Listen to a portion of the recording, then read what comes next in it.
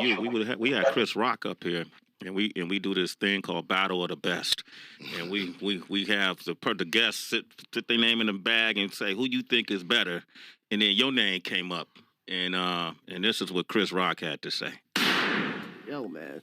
The only man that puts fear in my heart on stage is Dave motherfucking Chappelle. Wow. That's big coming from you. Thanks, Chris. Put fear in your heart. I'm like, all right. I still might have to take him out, but my adrenaline's going. Yeah. Like, Dave Chappelle's a beast. Wow, man. That's crazy. And it's funny. I think he's going to actually take you out on August the 5th, right? The 5th and the 6th. In the 6th. But how does that make you feel to have, like, who is it that you would, like, be apprehensive about going on before or after? I don't know. Evil Knievel or something. But every once in a while you'll be backstage. Yeah, sometimes Donnell be on stage and he'll open the show and I'll hear the crowd screaming. I'm like, God damn. Like, I remember in Atlanta the other week, every night he got a standing ovation. And I would tell him, if they stand up tonight, you're fired. And I see him walk that tight. We was fucking around, but it was like, it's fun though. Like when a comedian does real well in front of you, it's still like a fun. It's not even competitive's not the right word, but it's exciting to see a guy or girl go up there and rip it, and then you got to go on after them. And can you do it? It gets less suspenseful as the years go on. Uh-huh. You know what I mean? So, but any given night, your number could be up, and every once in a while, there's a crowd that has your number, or your bag of tricks doesn't work. But most of the time, if they buy a ticket, they want it to work, and they're with you. And you just got to bring it all to fruition. I know me, as far as a comic coming to D.C., and there's a lot of great comics coming out of D.C., we used to pride ourselves on that, and that's how you got your name. It's that's very true. Yeah. You know, like you would be on the open mic list. When I first started, people were like, oh, yeah, we're going to put you behind so-and-so and see how you do. But you felt good knowing that you would be challenged to take your game to the next level. It's the same thing like with boxing, whatever, you know. Muhammad Ali, Larry Holmes with his sparring Who was the first guy that blew you off the stage? I don't think I ever got blown off the stage. Oh, wow. He's conceited. He's conceited. Right. No, I felt some heat. In D.C., at that time, you'd already left, but Teddy Carpenter was one of those acts Tell the truth. I know that. Yeah, Teddy Carpenter's one of those dudes that would, like really bring it to you. I've took some L's. I'll tell you who got me. Remember Chris Thomas? Yeah. Destroyed me. I'd only done stand-up like 4 times. And they were like, we're going to put, Chris Thomas, by this time, must have been doing stand-up like, what? 42 years. Yeah. Like, He's 100 now, not joking. Yeah, he been doing it, man. And they were like, Dave, we're going to put Chris up next. And then the MC literally goes, you can go home if you like. Oh, my God. And I was like, I'm staying. I bombed. It was the worst. I dry mouth bombed. You ever get bombed so bad that you get thirsty? Part of that was probably, but you were like, I think part of that is because you were like a young comic. You didn't have the experience of knowing how to transfer that energy from one comic to the next. Exactly. It was a lack of experience. So cut to like years later, this is when we were all doing like Def Comedy Jam tours. And we were at Madison Square Garden. The show was Chris Thomas, Chris Tucker, and they made me close. Man, I murked that shit. Yeah, but you was ready then. That was my Karate Kid tournament night where I was like... I do remember, it wasn't a comedian, but years ago they had a show called Apollo Comedy Hour. And at that time, the comedians, they didn't really care about... They weren't that important. Like the comedians, they would put them on any slot. So it was a day where they had turned the audience over 3 times to just change the seats. And they kept pushing me back. I was probably only doing comedy for 5 months. And then it was like, we got a special guest. Biz Markie came in. Oh, dope. Biz Markie came in and just did a guest spot. Biz Markie came in, destroyed the room, and it was like, and it was so funny because people was leaving after he left. It was like, we got this new comedian from DC, right? I was like, y'all not gonna do this to me, and I.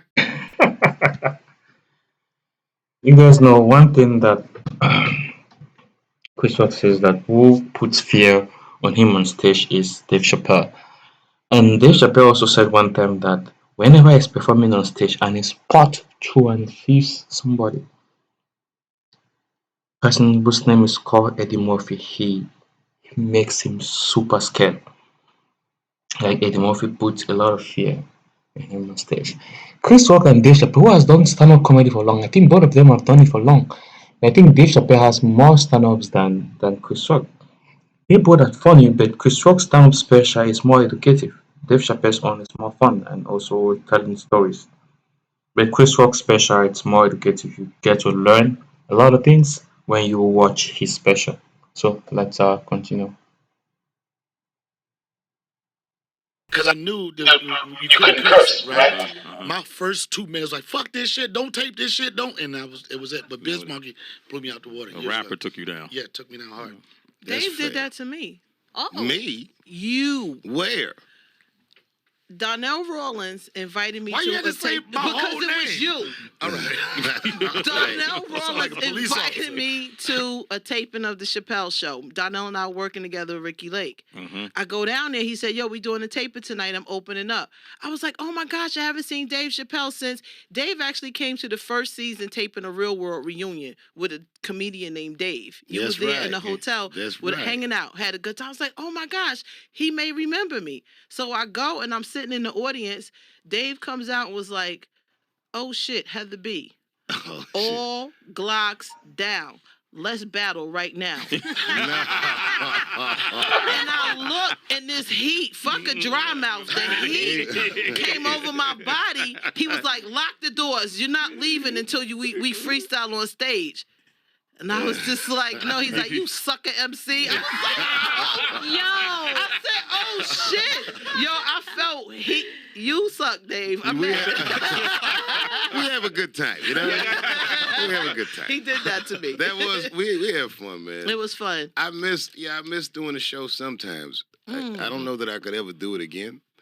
So like the hours, and then the context is so different now. Difference. Like since back then, the world's changed, right? Yeah. There was no smartphones then. Yeah. I remember after I quit my show, and I was in San Francisco, and someone just gave me tickets to Macworld, and I sat in the front. I was by myself, and I watched Steve Jobs introduce the iPhone. And had I known what he was doing, I would stuck a pencil in his chest and tried to save humanity. That's real? Yeah. Jesus Christ. I mean, the world is a totally different place. Yeah. And as those phones get bigger, we all get dumber. I haven't read a book in years, yet I consume itty-bitty hors d'oeuvres of information all day, every day. Yeah. Everything, like every few minutes I know what Trump's doing. I fucking hate this world like this. Yeah. It's just too much. I know I really agree with you, Dave Chappelle, on that part. It's something pretty similar with me, and that is something I want to do more, but I don't just do it. I want to read more, but man, a lot of things come in mind. Sometimes you can't even have that quiet moment or that quiet time to just settle down and read a book, you know. Much information. Too much information. You commented on Key and Peele. I know it was. I did do that. You did do that. Have you seen them since? No, but I'll tell you this, and I've said this publicly. I'm not mad at them, like at all. Mm-hmm. That was more a jab at the network because I know what I fought to do with Chappelle's show. I know how they resisted the formula that ultimately became the show, and then I watched them parcel it out to all kinds of different comedians. We'll try with this one. We'll try with that one. You know, they did everything but what I think was what could have been correct. What could have got me back. So, but it's not a slight against them. As a matter of fact, Jordan Peele's movie is a fucking masterpiece. Yeah, Get Out. Yeah, I love that movie. And Donnell, you were my witness. I have a Get Out party. I did. We got a movie. We rented a movie theater. We got Get Out. We put a PA system in there, and we heckled the movie like Mystery Science Theater 3000. And it was great. I mean, you know, everybody was shit-faced. It was real late at night. It was after the show, and it was really fun. And it's why I would go to the movies to see that shit like that. So I like the work that they do, and I respect the work they do. I respect them. Would you work with them if the situation was right? Sure. Yeah. Yeah, if the situation was right, I'd do all kinds of shit. Okay, shit. We can make it pop. I wanted to ask because we've seen people get upset at these rappers who don't respect the people that came before them. You know, they're like, Which man went on Bad Booty? That's DB right there, man. Yo. Whatever better about it. No, but we've seen people like Lil Yachty who said he didn't care about Biggie because he didn't grow up with him, or Kodak Black who said he was better than Tupac and Biggie. But if a comedian said that, would you feel the same way that they needed to respect? You know, if there's somebody said I'm better than Richard Pryor or Eddie Murphy isn't that great? No, I don't care about that. You know why? Because I know comedy's a weird genre. I know deep down every comedian thinks that comedy is all about them. Every single one of them. For a comedian to stand in the back of the room and watch another comedian, it's almost like watching somebody fuck your girlfriend. And you like, yo, I fuck her better. You're not doing it right. It's awful. They get jealous. You'll hear people hate on like a guy like Kevin Hart. Kevin Hart is a wonderful person. There's nothing wrong with him. But guys feed themselves this kind of gunpowder because, it takes so much. Comedians are insecure people a lot of times, socially awkward people a lot of times. A lot of those guys are fucking miserable dudes. And they need to believe that. That is very, very true. Sometimes let me allow Dave Chappelle to finish. And some of them vocalize it, some of them don't. But many of them feel that way. That is very true. Sometimes we act as if we are better than other people, right? But when we are put on stage, we don't even know what to do. We say we are better at performing more than others, but when we are put on stage, we don't even know what to do. We are not as better as them. It's always good to appreciate people for their skits or their genres, because at the end of the day, man, it is not easy to come on stage and do a live stand-up performance. It's not easy. You gotta appreciate them. All right, that was my take on this. Thank you so much.